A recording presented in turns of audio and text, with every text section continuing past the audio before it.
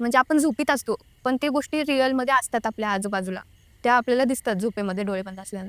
मग ती एक लेडीज होती तिथे तिच्या घरामध्ये आणि एक जण स्वतः तो चेअरवरती बसला होता खुर्चीवर आणि ती लेडीज आहे तिच्याकडे येत होती.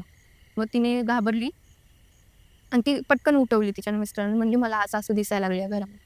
मग ते म्हणले काही नाही असं काहीच नसते, इग्नोर केले. मग त्याच्या 2-3 दिवसानंतर तिला आणि तिच्या मिस्टरांना बाहेरून घराच्या ना एक चैनीचा आवाज यायला लागला आणि चैन म्हणजे कुठल्या साखळी टाईप? जास्त घुंगरू असतात हा. नीला ती वाली चैन अशी ती छान छान नॉर्मली चालत होती बाहेरून बाईक कोणतर होती. मग ते म्हणले कोणीतरी असेल पण 12 वाजता आवाज येतोय. 12चे 1 वाजले तरी तो आवाज जातच नाहीये. मग ते घाबरले आणि देवीचे गाणे लावले. म्हणले की आवाज तरी तो जाईल म्हणजे आपण आवाजाला इग्नोर करता येईल म्हणून ते साऊंडला गाणे लावले. तेवढ्या रात्री 1:30 वाजता गाणे लावले साऊंडला. मग तिने तो आवाज जेव्हा देवीचे गाणे लावले ना तेव्हा तो आवाज डबल वाढला.